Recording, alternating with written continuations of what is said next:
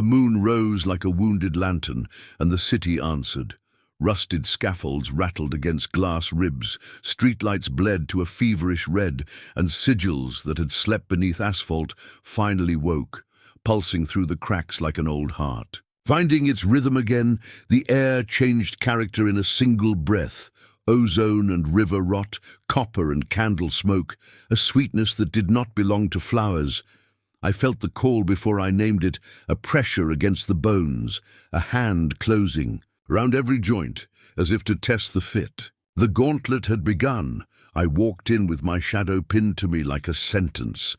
The first step rang a low tone through the street that no human instrument could have made, a resonance that licked the edges of the mind, tasting for cowardice, glyphs unfurled beneath my boots. Arcs and spirals of silver laid into the concrete, thin as veins, bright as frost. They recognized me. They recognized all of us. Somewhere on a rooftop, a shape cut from night to a sharper night paused and listened. Somewhere below, a drain grate rattled as if small hands worried it from beneath. The towers wore ivy and broken windows, like old war ribbons. Even the wind felt deliberate, turning corners in obedient curves, always pushing inward, toward the plazas where the murals of wolves and moons lay buried under city grime. Every stone in this place had been trained for centuries to hold the circle. The builders had been thieves and masons and priests. They had salted the mortar with vows. They had pressed iron and ash into foundations that never saw daylight. They had laced the sewers in spirals, laid out the avenues like ribs, arranged the parks as hollows, a labyrinth built as an altar, a metropolis disguised as a mouth. When the red light climbed the glass flanks of a skeletal high-rise, I saw them. Come. The shadow moons moved first, black forms liquid against the skyline, parkour turned predation, gliding along the ledges like compass needles snapping toward the same true north. Their eyes were the only color in their bodies, 2 coins held to a furnace. On a lower level, the Iron Howlers announced themselves with the drag of chain on rebar, shoulders bracketed in metal like saints in armor, the scrape of steel telegraphing. Their passage down a flooded stairwell, fog pushed in from the river and fattened, then thinned in strings, perfumed with marsh and rot and old faith. That was the Rougarou, the swamp arriving in a city that thought itself safe from swamp. A corrugated door buckled and fell in a cough of dust, and 6 children came through on all fours, hair matted to their skulls, knuckles bruised black, eyes shining like coins no one should touch. The hollow pack entered as if they had always owned the basement of the world, water beads clinging to their lashes, voices held tight in their throats like knives. They moved not like a family and not like a mob, but like a verb that had only one tense. The Silverfang walked with their old scars bright beneath the skin, lattice work that looked like frost in moonlight and burned like wire from within. They carried spears as if spears were not relics, but continuations of arms. Somewhere out beyond the overpass, the dust moved with disciplined speed and a low growl of engines. The nomad kin do not announce, they define. The red moon did not hang above this. It pressed down. It was not a witness. It was the lid of a jar. Every sound acquired a metallic aftertaste. Every breath counted itself. The covenant had opened, and every bloodline felt the same pressure, the same instruction that polite mouths will not speak in daylight. No banners, no scorekeepers, no judges except the thing that lived behind the red disk and grew hungry when a throat opened. One rule traveled under the skin of stone and griped the marrow. There is no exit. There is no surrender. There is only a narrowing path. It runs through. Glass and fog and chain and teeth and ends where the moon says it ends. I did not say any of this out loud. I did not need to. The city said it for me, in steel and in wind and in the way the lights shivered along the edges of knives. I kept walking, letting that first bell note in the pavement move through me, the way thunder moves a field of tall grass. A wet scrap of paper on a curb lifted and turned, and beneath it the line-work of a sigil gleamed, an old road mark scorched into the concrete so thin a careless eye would insist it was a trick. Someone had cut the sign for oath into this intersection before any of these towers were born. Someone had guessed the shape of my footsteps generations ago and arranged their trap as a kindness. The red moon brightened as if pleased. In far windows, spectres of movement drew closer, pulled by the gravity that orders wolves and planets. Alike, the gauntlet did not begin with trumpet or roar. It began with a breath and a step, and the acknowledgement that the breath and the step no longer belonged to me. The city collected me into itself like a bead of mercury finding its pool. The altar woke, and the altar would be fed. A hush fell that did not silence the city so much as tune it. Metal and water and glass found a single note. The river slid forward with discipline, the fog broke itself into obedient sheets. I stood in a drowned intersection with weeds pushing. Iron through the seams and let the first procession pass. Every line announcing itself in the way a hand announces its trade, no herald needed. The shadow moons ran the roofs in angles meant for cats, all tendon and calculation, and the comfortable madness that attends those who live between gravity and defiance. Their feet made little sound, and yet the ledges carried their intent, each concrete lip tapping a reply as they travelled. They had trained on billboards and scaffolds and subway girders since birth. They ate distance like rations, measured nights in the length of alleys, treated electricity as a fickle uncle. Every pack knows its gods. Theirs were wind, inertia, and the exact edge of a 10-story fall. Through the fog, a string of small bone charms clicked like teeth in a bag. The Rougarou had come dressed in swamp and carnival. Their totems were not decoration. Each one had drunk something and did not want to tell what. They smelled of old rites that punished the mouth for breaking its vows. Their eyes were lamps, lit behind milk-white lenses. You could walk 10 feet into their mist and find your hands damp, your throat sweet with decay, and still swear you were alone until a jaw opened beside your ear and corrected you. From an industrial ruin down the block, the Iron Howlers announced with weight. They wore chain-like penance, and like pride, links sunk into shoulders as if a blacksmith had been tasked to sculpt a ribcage from ship anchors and did not know how. To stop, sparks rolled down a concrete stair as one struck steel against steel and grinned. Their alpha carried a length of chain that had fused to him over years of discipline, links knitted to bone by heat and vow. When he moved, the chain moved, and the air accepted this as geometry. The Silverfang stepped into the light with a certainty that belongs to those who remember their original contract. They had cut the scars themselves and packed them with silver dust and ash and faith, and the lattice answered now, brightening under the red spill from the sky. They were as much liturgy as biology. Their weapons belonged to older rooms, but their muscles had a modern dialect. They stood without hurry, measuring the placements of other bloodlines the way a carpenter measures rooms that resist plumb. The hollow pack did not march. They seeped. They rose from the grates as if the city were a mother that had labored in secret for years, and chose this night to bring her least favored children to term. Their knees knocked, elbows jutted, spines flexed in the wrong places. They were famine. Dressed as youth, they did not point, they did not blink. They looked where meat would be and how it would open. When they moved as one, their bodies formed a shape the mind refused to name. Beyond the overpass, a wind kicked gravel along the shoulder, and a low chuff of engines died. The nomad kin were at the edge, as they prefer to be, ranged like a weather. Front lean and patient, plains and scrub had taught them what to do when the earth offers nothing but distance. They keep an extra breath in reserve for when the world drops out from under them. They keep 3 steps planned beyond the step. That kills.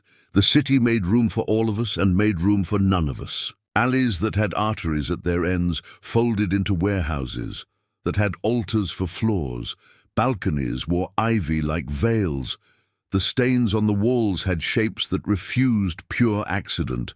Someone had pressed their fingers into wet concrete generations ago and pulled narrow channels through it. And now gutters ran red in neat little streams, obedient as school children. Old murals showed wolves kneeling under moons while men held the chains. The paint had cracked into scales. The faces had eroded to holes. Important fragments persisted. A hand pressing a crown made of lynx down onto a bowed head. A moon's mouth not round but jagged, a saw blade behind light. I walked beneath that culture of warnings and felt the city sort me into its filing. Everything that cared to hunt took a breath through its teeth and tasted me. The altar wanted blood that remembered what it had promised long ago. It did not care for names in the way newspapers like names, stiff and neat. It cared for scent, vow, and the way an eye holds light when it looks at a blade. All of this was already arranged. All of this was simply resuming. From the roofline above, the shadow moons paused as the Rougarou fog cupped the building. A Silverfang turned his face up, and the scar web along his jaw glowed softly, lines of frost under skin, beautiful and obscene. The Iron Howlers stopped at the curb, shoulders rolling, approving of the way broken steel can be repurposed into honest work. The hollow pack looked at a pigeon's body slumped against a tire scar, and did not move toward it. They waited for something warmer. In the distance a sign clanged. The nomad kin flexed their hands and laid their breath low and slow. Under the red lid the night settled its weight. The altar measured our willingness. The roll call ended. A pulse traveled through the concrete like a drumbeat from inside a wall. It said, "Proceed." The skybridge had lost its windows long ago, leaving a jaw of concrete teeth suspended between two skeletons of office towers. We reached it from opposite sides without agreeing to reach it. The city has a way of arranging convergences like that, impatient with the vanity of plans. Wind threaded the broken panes with a violinist's precision. The red moon pressed so close, the hairs on my arms felt it as heat. Somewhere below, a streetlight popped. Somewhere closer, someone put a boot down, and the bridge remembered it was a weapon. The shadow moons came first in a flowing line, bodies reading the bridge as if it were a paragraph in a book they had memorized. Knees soft, arms loose, eyes steady. The Silverfang were already there, poised along the lip, with lances braced into old bolt holes, scar lattice awake and bright beneath their skin. Two traditions met on a piece of concrete built for memos and coffee runs. The concrete decided it had outlived that job, noise found. A new shape, chain sang from the right, as an Iron Howler flank announced itself with an indelicate grin and a length of metal thrown like a greeting. Fog rose up through the span from gaps in the floors below, the Rougarou's blessing or curse, depending on which lung you preferred. The hollow pack watched from a low garage edge. Still as rain inside a pipe, I stood at the bridge's furthest tooth and felt the city take a breath through my spine. The first impact did not look like a strike. It looked like a correction of posture. A Silverfang leaned in, and his spear tip found a rib between a shadow moon's leaps, an adjustment in a dance that had no patience for error.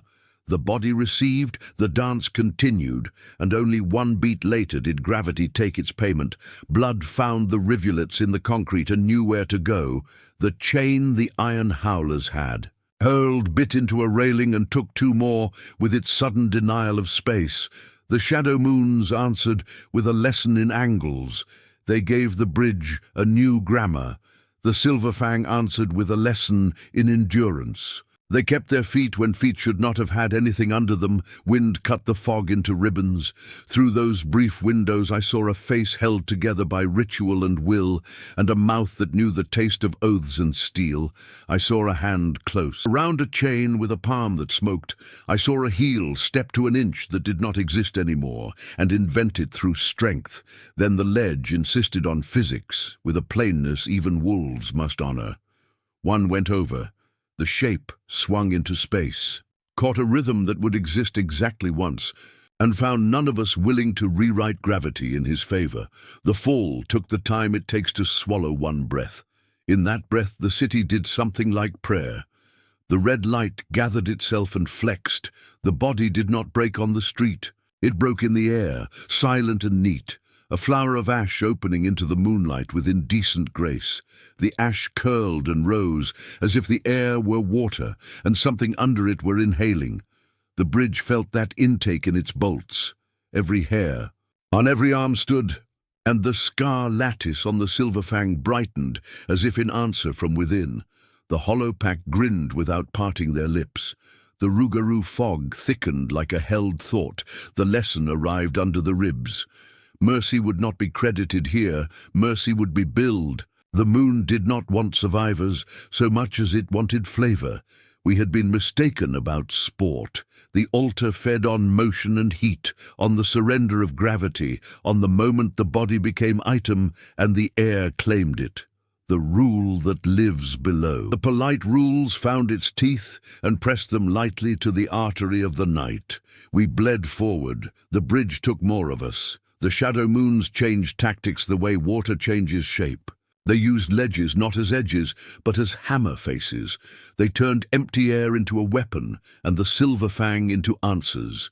The silver fang responded with a chorus of impacts you felt in your sternum, each one a ledger entry. The Iron Howlers retrieved through the chain a metronome. Fog startled a step where it needed to startle. The hollow pack held the line between patience and pounce like a string pulled taut. Something in the city grew pleased enough to I stepped back from the lip and let the pass through. When it settled, the bridge knew fewer names. The red moon warmed by a degree no instrument could measure, and every animal in every wall clicked its tongue against the roof of its mouth. Somewhere glass finished its fall. 3 seconds after the event had ended, the gauntlet unfolded itself. Another notch. Ash rained in a fine, spiteful flurry and tasted of metal and memory on the tongue.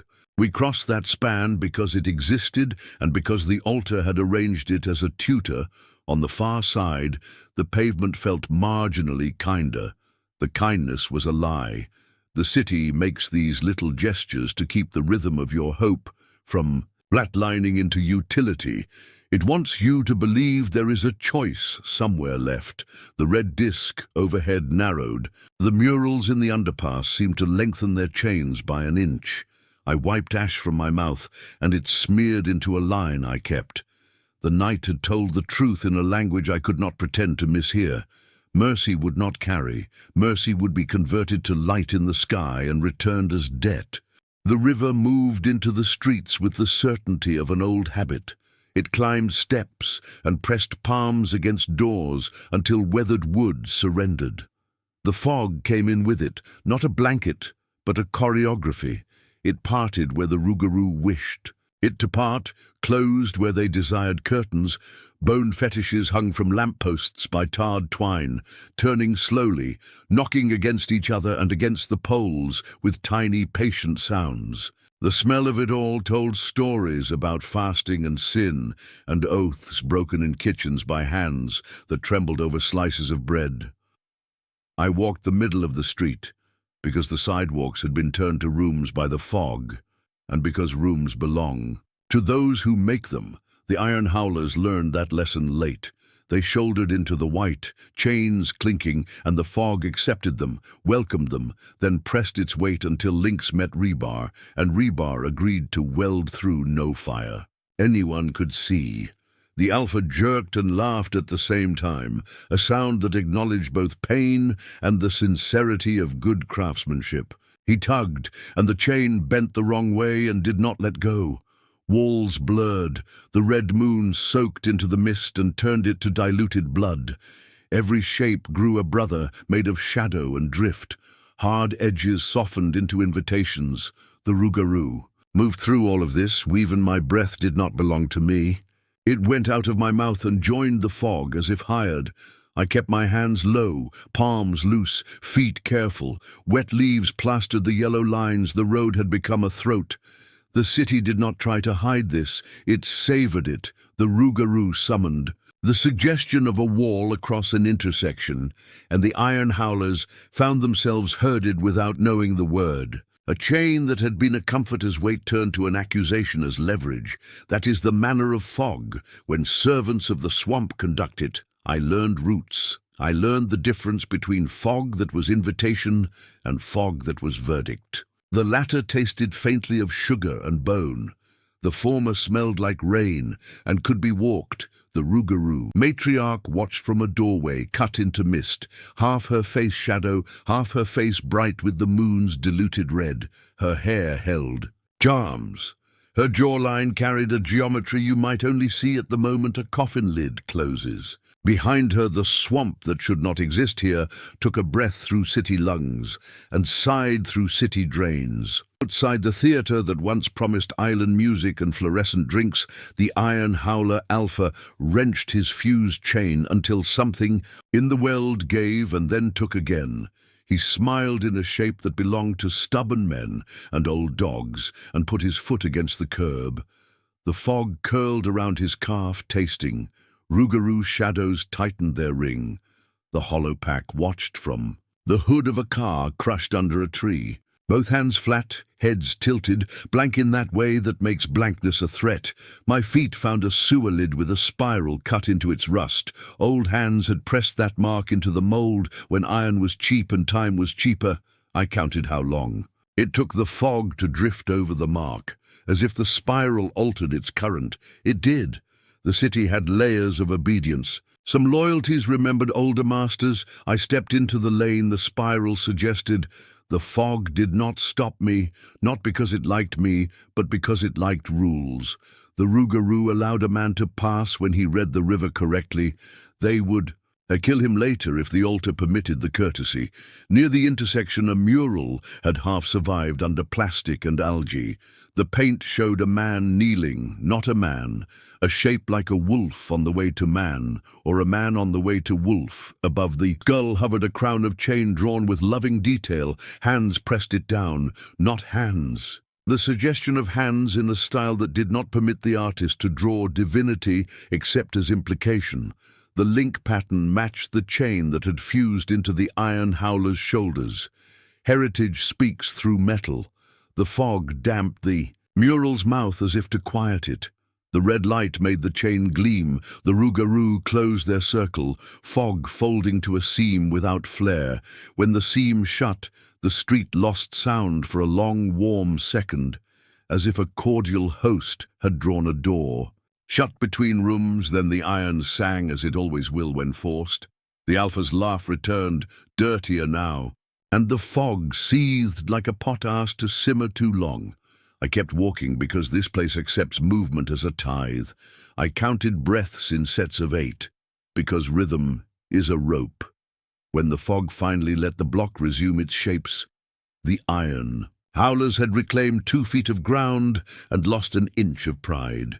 The altar approved the exchange. The moon wrote it down in the subway. The air carried the odor of pennies and wet newspaper and the kind of loneliness that grows teeth when the last train leaves. The tracks shone in long, indifferent lines. The third rail hummed a monk's note, ads whose colors had bled into anonymity, promised joy on 20-year-old faces, and pointed toward rooms that no longer existed. Dust hung at shoulder height in a belt. Something had cut the power, but left the memory of it in the metal, a glow without light. I took the stairs with care because stairs keep secrets. Everyone thinks they know. The hollow pack owned the first platform. They did not sit. They arranged themselves in the geometry of a trap that cannot imagine failure. On the far wall, a cracked mirror reflected a dozen thin bodies and made them into 30. Tiny hands rested on thighs, on concrete, on the backs of other hands. Not a twitch, not a shiver. Absolute presence. That kind of stillness burns more calories than running. Children learn this in places that deny childhood. A shadow moon scout tried to float along the tile at the edge, shoulders relaxed, eyes reading the ceiling for gifts. The ceiling had none to give. The hollow pack broke stillness like glass breaks, in a way that becomes a lesson for anyone listening. They flowed low, not toward the knees as any reasonable fighter might expect, but toward the wrists, toward the throat, toward the breath. The scout adjusted to a new algebra, but the equation had already been solved by teeth. The sound that followed did not travel far. The subway kept it and loved it and asked for more. Echoes wore that sound like perfume and took it down the tunnel to wake other echoes. Screens above the platform flickered in an ignorant loop. A white shape trembled on the glass. At first I took it for a camera caught in light glare. Then the shape breathed, and the screen caught the breath 2 beats after the body, a glitch that argued with itself. The white-fanged child existed in that tiny delay, a creature whose image and flesh struggled to agree on timing. Fur budded along shoulders in spirals that knew their map better than skin. Eyes burned not red, not gold, but a color the old painters named with powdered bones and prayers. The jawline considered new options and kept its place for the moment by practice alone. The rails hummed, and in that I heard the city's appetite speaking through copper and iron. The hollow pack turned their heads in one motion toward a sound I did not yet recognize.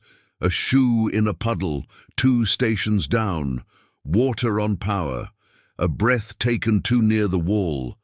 They moved not like a line, but like an argument that has already made its point and simply repeats itself until the room goes quiet. The shadow moons flipped to the ceiling to buy an inch and learned that ceilings also belong to the altar.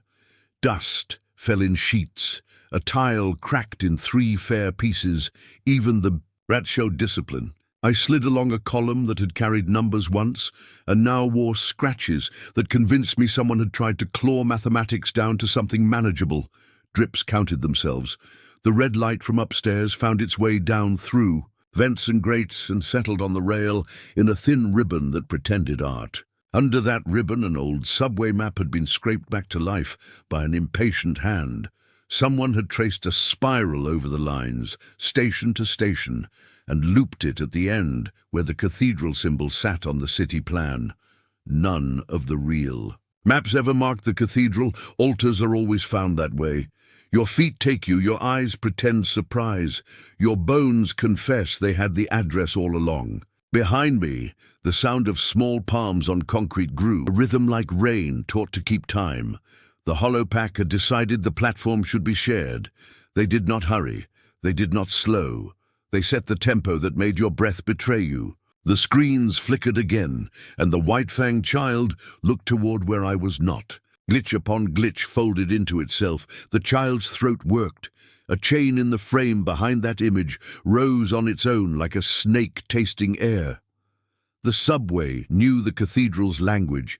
Everything in this foundation had been waiting to speak it. I stepped off the platform into the well and walked the ties, heel to wood, toe to gravel, hands out, not to swim and not to beg, but to accept the rules of a place that carries bodies through dark for a living. The third rail whispered.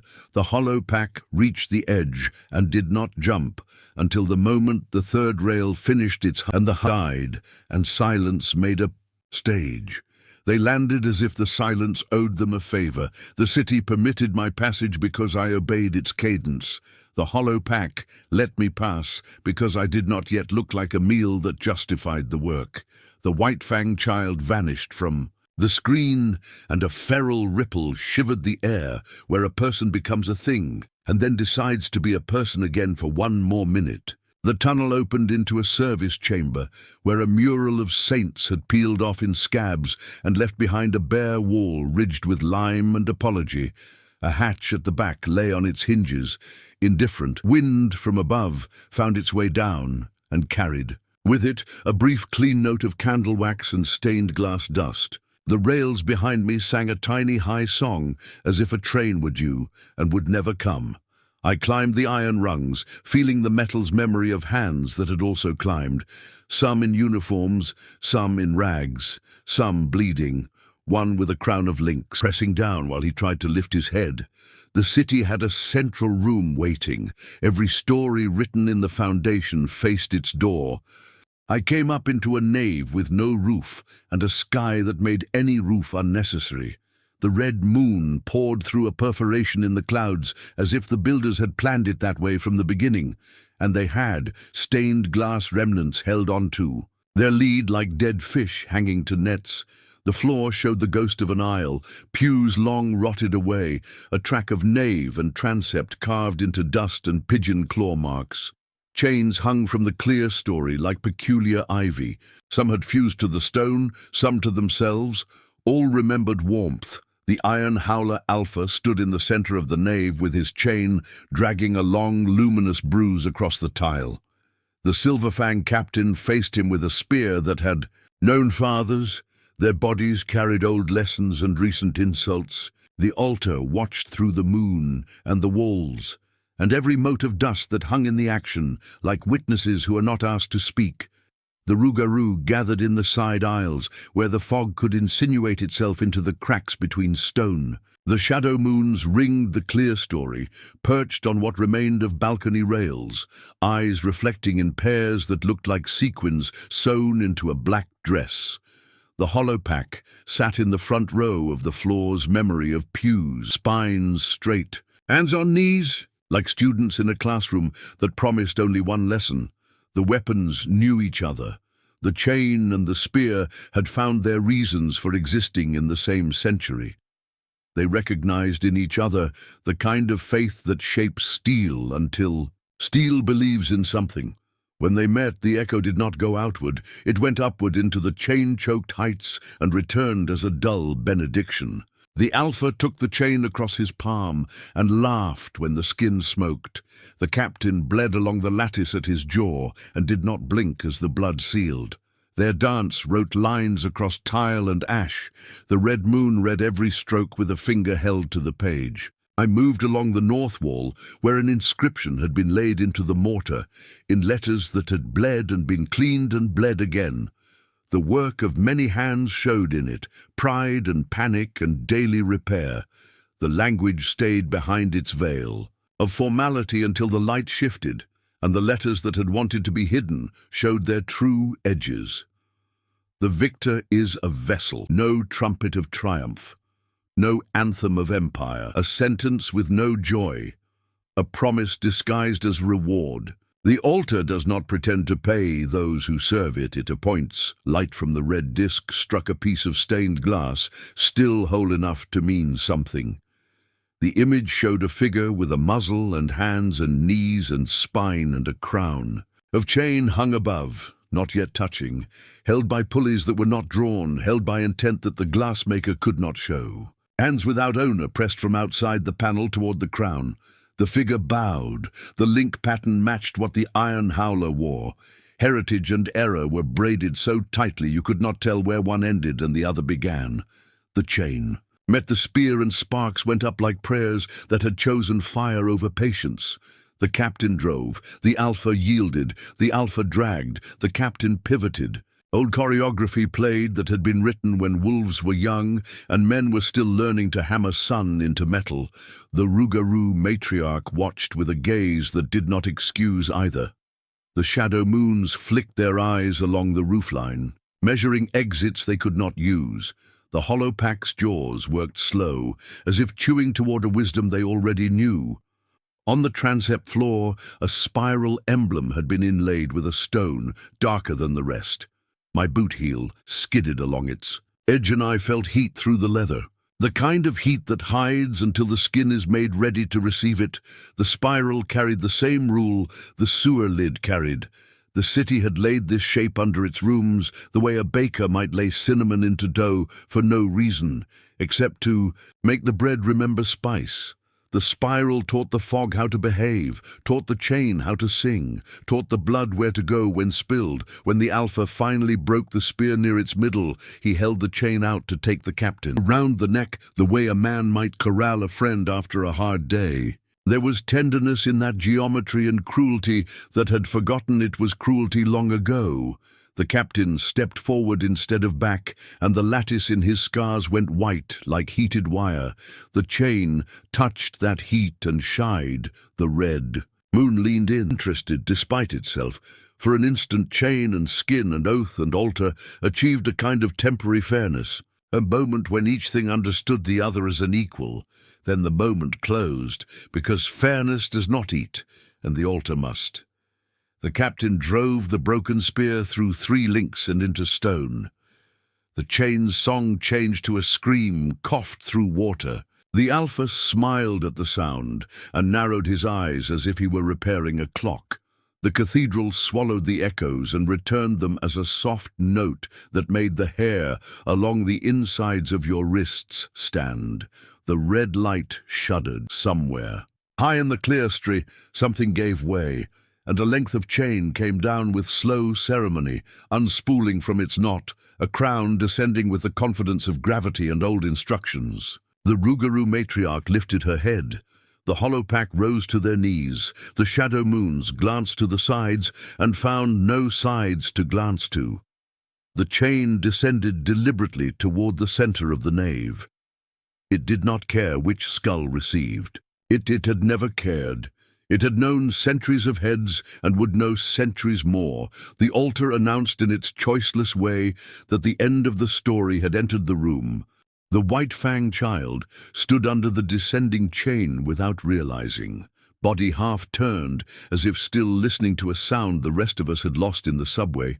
The spiral fur that had been content to sketch itself along the shoulders earlier unfurled fully, finding the map that skin always forgets and hair always remembers. The jaw considered more hospitable angles, the eyes burned in a color reserved for revelations and fires that begin in locked rooms. The chain tasted the air above the skull and came lower, link by link, patient as a spider, indifferent as a star. The Rougarou matriarch stepped out of her doorway of fog and into the nave with the slowness of someone who will not demand attention. Because attention belongs to her already, she did not look at the chain. She looked at the child. She looked at what the altar wanted to do to the child and what the altar wanted to make of the child. She carried the smell of moss and salt and a kitchen where someone once confessed something they should not have said. The Iron Howler Alpha stood with his chain loose at his side, the old laughter exhausted into a kind of respect you do not hand to enemies and do not hand to friends, only to fellow travelers. The city waited the way a field waits before a storm. Chooses a tree. Wind found the nave and tested the edges of ruined glass. The red moon swelled until it seemed the ribs of the cathedral must bend. The chain reached the hair. The first cold snag found a curl and settled there like a bird that has completed a long migration. The links tapped teeth against one another. Tasting the head that would carry them, the altar held its breath.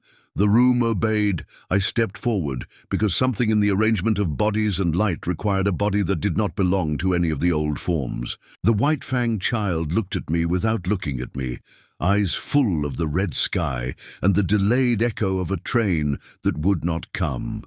A low moved through the chain, the same note the third rail had sung when it understood that a law had been kept. The crown recognized in me a geometry it could use. It swiveled on an axis, and the links clinked as deliberate as keys. I'd been walking toward this since the first step on the sigilled street, since the first breath under the red lid. The altar had measured me and had found the line of willingness in my spine. It knew I would prefer the chain to the child. That preference was not noble. It belonged to the arithmetic of nights I had already lived and nights I refused to let arrive. I did not speak. Language would have made it ugly. I simply stood where the chain wished me to stand and lifted my head the way a patient presents a vein. The links settled with an ease that did not permit romance. They were heavier than thought and lighter than hope. They lay upon the skull and across the brow and around the ears, with the intimacy of hands that have known your hair since you were born. Cold moved through the scalp into the bone, through the marrow into whatever organ houses obedience. The city exhaled, the red moon dimmed by a hair's width and brightened again. The altar took its bite. I felt it as a correction to posture, a new instruction to the blood, an edit to sentences I had not written yet. The white-fanged child leaned back from the crown as if from a stove at a family gathering, nose wrinkling, eyes narrowed in a refusal so pure it might have burned the house down had the house been made of wood. The refusal created a gap in the room that air rushed to fill. The Rougarou matriarch did not smile, but the corner of her mouth considered the possibility and put it away for later. The Iron Howler Alpha nodded, a smith acknowledging work finished to specification. The Silverfang captain bled along the lattice, and the blood sealed again and again. And in that repetition, there was a blessing older than the brass fittings around us. The chain tightened by a fraction, a lover's warning. Heat moved down the spine, to the place where the ribs meet and sometimes ache in weather.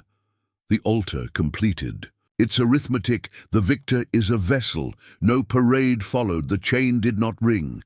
The city did not flash its lights. A long, thick quiet rolled outward from the nave and into the streets, and down the stairs and along the rails until the hollow. Pack unclenched their jaws, and the shadow moons shook their hands out, and the Rougarou fog exhaled and drew back to the river to sleep. Above us, the red moon lost a layer of its hunger and showed the pallor of stone under paint. It would stain again. The altar does not die from a single night of fasting or feasting. It marks its calendar in centuries and in ash. The chain settled around my head and wrote language into muscle. Your breath belongs to the circle. Your steps will announce. Your eyes will count. You will keep the geometry. You will bear the weight until the next summoning, and then you will stand aside if the proper head presents itself. These sentences owned a kindness so thin it could be mistaken for irony. The white-fanged child touched a link with 2 fingers and pulled away when the cold bit. The Rougarou matriarch lifted a charm from her hair and tied it beneath my ear, humming a recipe that had more to do with blood than with flour. The Iron Howler Alpha lifted his chain and nodded once more, then turned and left the nave, steps heavy with purpose rather than defeat. The Silverfang captain planted the broken spear like a marker and wiped his palm on his thigh, the stain making a sigil no painter would claim. The hollow pack slipped out into the dark with the humility of rats and the ambition of princes. The shadow moons vanished along the clerestory, the last pair of eyes winking out as if someone had pinched a filament. Wind entered the cathedral without permission, and the ruin obeyed. Ash traced small ellipses at ankle height. A shred of stained glass fluttered like a wet leaf and fell quiet. Somewhere below our feet the rails resumed their monks. Satisfied, I stood and felt the chain's argument become my spine's argument. Hungry nights in other cities stretched in front of me like hallways in an abandoned school. I would walk those halls when the time came. I would turn the lights on in rooms that did not deserve light and then turn them off to teach the walls memory. At the door of the cathedral, the city showed me back out. I crossed the nave with care, toes finding the spiral, heels finding the straight line, hands loose, breath counted, head level. The red moon thinned. The murals on the underpass let their chains droop an inch. In the intersection where I began, the sigils under the asphalt dimmed to their disciplined slumber. The altar had eaten. It would not wake for a while. I carried its leash all the same. In the east, a pale seam suggested that a different kind of day would take its time arriving. Grackles moved in a black band along a power line, bodies arranged like notes on a staff. The river returned to its bed with comic innocence. The fog laid itself down like a dog that has learned to pretend humility. Far along the avenue, I heard a chain drag a little, a lazy tail on warm concrete. It was my chain. It was the city's chain. It was the moon. Practicing a tune it would one night sing again. I left without triumph and without regret. Neither belongs to those who live inside the covenant. The victor is a vessel. The vessel is a road. The road goes on, somewhere in a basement that kept secrets too well. A child breathed easy for a whole minute. Somewhere in a field at the city's edge, dust thank-you'd an engine that would not start. Somewhere a grandmother smoothed a dress over her knees and decided which charm to cut free. For the next time the river wanted to climb the steps, the night folded itself into a story and put the story away in a drawer that smelled of iron and old rain. I did not look back, not because looking back would have been forbidden, but because the work ahead deserved the eyes. The chain settled a final fraction on my brow and found its forever for now. The city carried the knowledge inside, its rebar and glass. The red moon steadied and waited behind the day, the way a murderer waits behind a door that will open when the latch is ready. I breathed. The breath went where it belonged. The altar slept. The story did what stories do when they complete their shape. It sharpened the edge and laid it on the table for the next hand, and for those who hunger for more. Step deeper into the shadows with our ultimate werewolf horror playlist, linked in the description below. In the world of horror, the scariest things happen when you least expect them, and trust me, you don't want to be left in the dark. Welcome to the darkness.